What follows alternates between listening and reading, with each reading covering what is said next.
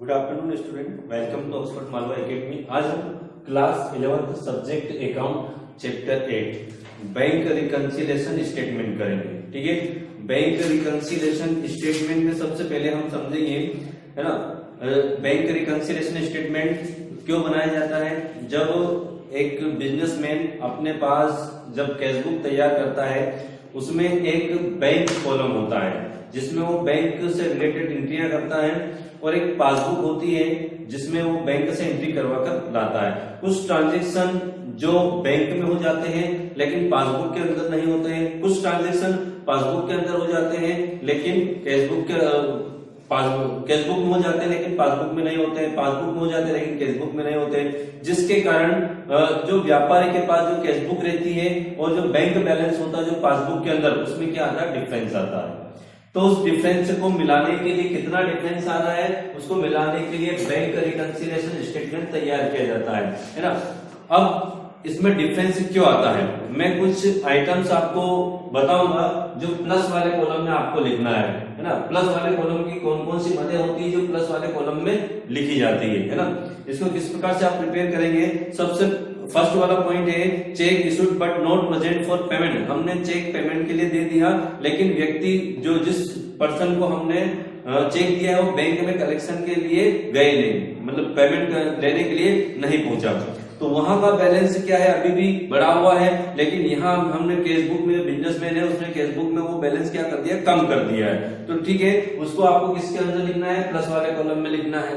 ठीक है, जब कैशबुक का डीआर बैलेंस दिया हो, जब कैशबुक का डीआर बैलेंस दिया हो, डेबिट बैलेंस दिया हो, तो उस कंडीशन में कैशबुक का डीआर बैलेंस दिया हो तो उस कंडीशन में प्लस वाले कॉलम में कौन कौन सी मदे आती है। ठीक है, उसके बाद इंटरेस्ट अलाउडेड बाय बैंक। यदि बैंक ने अपनी डिपॉजिट राशि पर इंटरेस्ट क्रेडिट किया, हमारे खाते में जमा कर दिया है, यदि हमारी डिपॉजिट राशि उस पर हमें ब्याज दिया है तो उधर वहां पर हमारा बैलेंस क्या हो जाता है, बढ़ जाता है, लेकिन इधर कैशबुक में एंट्री नहीं हो पाती है, जिसके कारण वहां का बैलेंस बढ़ा हुआ रहता है और यहाँ का कम रहता है। तो उसको भी आपको किस में लिखना है, प्लस वाले आइटम में लिखना है। ठीक है, उसके बाद क्या है, dividend collected by bank. Dividend यदि कंपनी ने कोई शेयर परचेस किया है और उस पर यदि उसको डिविडेंड मिलता है तो वो बैंक ने कलेक्शन करके उसके खाते में क्या कर दिया, डिपॉजिट कर दिया है, तो वहां का बैलेंस अभी भी बढ़ा हुआ है और यहाँ अभी बैंक जो कैशबुक है उसमें किसी भी प्रकार की उसने एंट्री नहीं की है, तो ये प्लस वाले कॉलम में आएगा। ठीक है, उसके बाद बिल से receivable collected by bank. Bank ने बिल से रिसीवेबल को क्या कर लिया, कलेक्ट कर लिया और वो उसको जमा कर दिया। ठीक है, डायरेक्ट पेमेंट बाय कस्टमर। किसी कस्टमर ने डायरेक्ट पेमेंट कर दिया, वो भी प्लस वाले कॉलम में आएगा। Cheque send to bank collected but not enter in cash book. हमने चेक जो है कि बैंक के अंदर कलेक्शन के लिए पहुंचा दिया है, ठीक है, सेंड कर दिए, बैंक ने अभी बैंक ने कलेक्शन करके हमारे खाते में डिपॉजिट भी कर दिए, लेकिन हमने अभी कैशबुक के अंदर उसकी एंट्री नहीं की है। ठीक है, तो ये प्लस वाले कॉलम में जो है कि प्लस वाले कॉलम में आपको लिखना है। अब माइनस वाले कॉलम में कौन कौन सी चीजें आएगी, cheque deposit but not collected by bank. Cheque deposit कर दिए लेकिन उनका कलेक्शन नहीं हुआ। ठीक है, इधर हमने उनकी एंट्री कर दी कैशबुक के अंदर लेकिन उसका कलेक्शन उनके बैंक में पैसा जमा नहीं हुआ। इधर हमने उसका बैंक बैलेंस कैशबुक के अंदर बैंक बैलेंस बढ़ा दिया लेकिन अभी बैंक में उसका पेमेंट जो कलेक्शन होती है, चेक का पेमेंट अभी डिपॉजिट नहीं हुआ, तो वहां का बैलेंस कम है लेकिन यहाँ का बढ़ गया कैशबुक का। ठीक है, cheque etc deposit but dishonoured. Cheque deposit कर दिए बैंक में कलेक्शन के लिए लेकिन वो क्या हो गया, डिसऑनर्ड हो गया, है ना। तो इधर हमने बैलेंस बढ़ा दिया था लेकिन वो डिसऑनर्ड हो गया, तो इसके कारण हमारे खाते में पेमेंट नहीं पहुंचा, है ना। Cheque debit in cash book but not send to bank. मतलब चेक डेबिट कर दिया कैशबुक के अंदर, डीआर कर दिया, डेबिट कर दिया, लेकिन उसको बैंक में सेंड करना ही भूल गए, वो घर पर ही पड़ा रह गया चेक। ठीक है, तो इधर बैलेंस बढ़ गया लेकिन जब तक वो चेक हम कलेक्शन के लिए बैंक में पहुंचाएंगे नहीं तब तक वो कलेक्शन करके बैंक वाला डिपॉजिट अपने खाते में करेगा नहीं।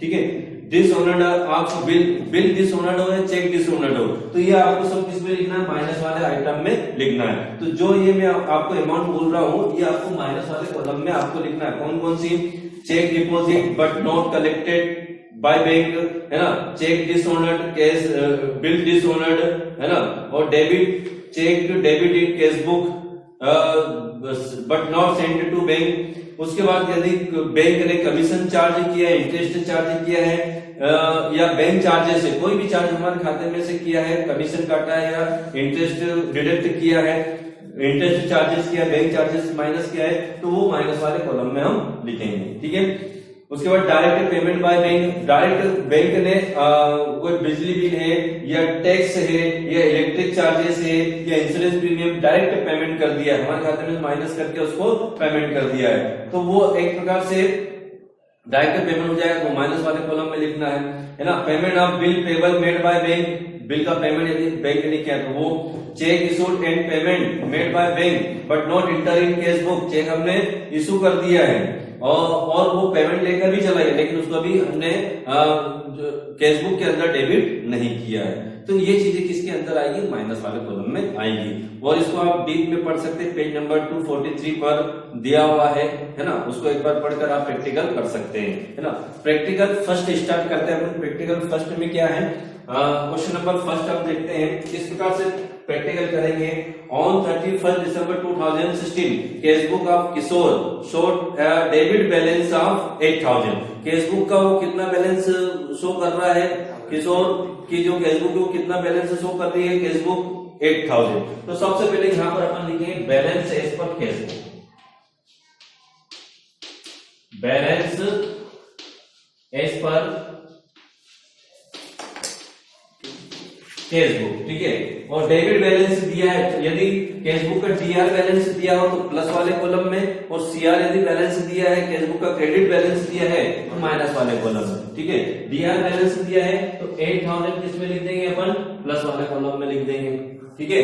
नेक्स्ट पॉइंट क्या है आपका, अब देखना फर्स्ट वाला पॉइंट देखना, आपको क्या करना है, डिफरेंस जो है उसको दूर करना है, उसके लिए बैंक रिकंसिलिएशन स्टेटमेंट प्रिपेयर करना है। फर्स्ट वाला पॉइंट है a cheque of 5000 issued to Raman has not been present for payment so far, मतलब जो रमन को हमने 5000 का चेक दिया है ना, लेकिन वो अभी बैंक में कलेक्शन के लिए नहीं पहुंचा, तो ये किसके अंदर आएगा, एड वाले कॉलम में। किसमें आएगा, एड वाले कॉलम में आएगा। तो इसको एड वाले कॉलम में लिखना है तो एड लिख देना सामने, ठीक है। Add cheque issued but not present for payment, क्या आएगा, cheque issued but not present for payment, but not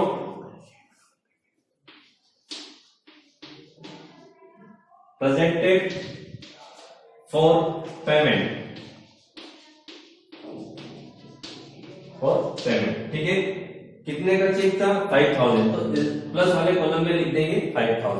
next transaction है three cheque totalling 7500 were sent to bank but not it collected, हमने bank में collection के लिए check पहुंचा दिए हैं लेकिन वो अभी कलेक्ट नहीं हुए, तो cheque sent to bank but not collected, है ना। तो ये किसमें आएगा, माइनस वाले कॉलम में आएगा, ठीक है। लेस वाले कॉलम में लिख देंगे इसको, cheque sent to bank but not collected,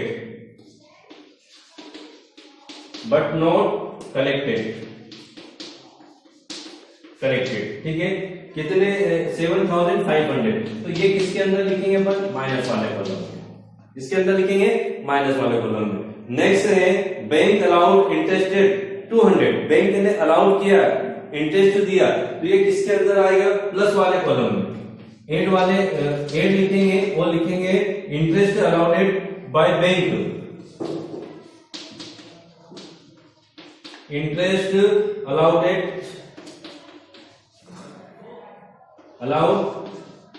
bye bank, है ना। कितने का, 200, तो 200 किसमें लिखेंगे, प्लस वाले कॉलम में। नेक्स्ट है but has not enter in the cash book, ठीक है। उसके बाद bank charges 100 rupees has not been enter in cash book, bank charges जैसे दे, किसी भी प्रकार का चार्जेस दे, वो कमीशन चार्ज किया है या बैंक चार्जेस किया है, इंटरेस्ट चार्ज किया है, तो वो किसके अंदर लिखेंगे आप, माइनस वाले कॉलम में, ठीक है। उसके बाद यहाँ लिखेंगे अपन लेस, क्या है, बैंक चार्जेस, बैंक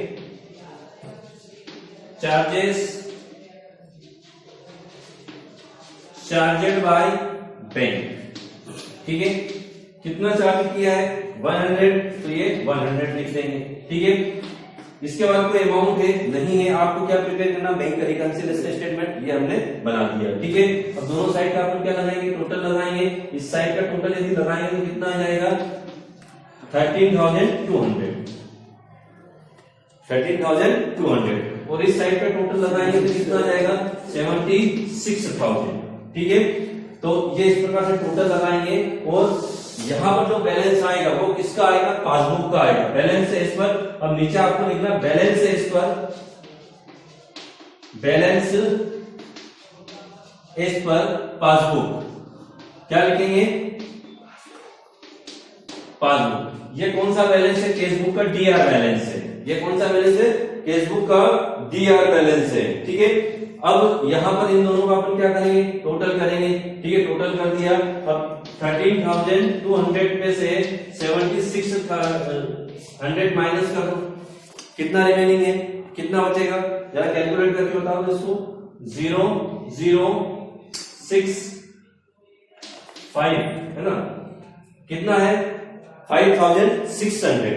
ठीक है, अब इसको लिखना कहां है, जिसका टोटल, जिस कॉलम का टोटल बड़ा है ना, उसके नीचे ही आपको इसको लिखना है ना। मतलब ये सीआर, अब ये कौन सा बैलेंस है, पासबुक का। ये पासबुक का जो बैलेंस है, ये पासबुक का बैलेंस आ गया। किसका बैलेंस आ गया है, पासबुक का बैलेंस आ गया। ये इस प्रकार से पासबुक का बैलेंस आ जाता है। ठीक है, तो ये balance as per cashbook, DR balance दिया तो डेबिट में लिख देंगे, और सीआर बैलेंस दिया हो तो क्रेडिट में लिख देंगे। ठीक है, तो आपको जो प्लस वाले जो आइटम है, जो अमाउंट जो प्लस में लिखना हो, माइनस वाले माइनस, चाहे आपने बैलेंस क्रेडिट वाला लिखा हो, लेकिन रूल्स वही रहेंगे। जब कैशबुक का बैलेंस किसका हो, कैशबुक का हो, डीआर या सीआर तो भी बैलेंस हो। ठीक है, डीआर का डीआर में हो, सीआर का सीआर में, लेकिन जो प्लस वाले आइटम है वो प्लस में लिखेंगे, और माइनस वाले आइटम किसमें लिखेंगे, माइनस में लिखेंगे। और ये जो बैलेंस आएगा, ये पासबुक का कौन सा बैलेंस आएगा, सीआर बैलेंस आएगा। ठीक है, यदि टोटल प्लस, यदि प्लस वाले आइटम का टोटल यदि बड़ा है तो ये बैलेंस सीआर रहेगा, और यदि माइनस वाले जो कॉलम है उसका टोटल यदि बड़ा है तो फिर ये बैलेंस कौन सा रहेगा, डीआर बैलेंस रहेगा। ठीक है, तो इस प्रकार से आपको क्वेश्चन नंबर 2, 3 से लगाकर आपको 22 तक करने हैं। ठीक है, सब जो क्वेश्चन है वो कैशबुक के बैलेंस के अकॉर्डिंग है। सिर्फ डिफरेंस इतना आएगा कि यहाँ पर डीआर बैलेंस तो कभी से भी वो क्या कर सकता है, सीआर बैलेंस भी दे सकता है, तो माइनस वाले कॉलम में लिख देना और क्वेश्चन कर लेना। ठीक है, ओके, थैंक यू।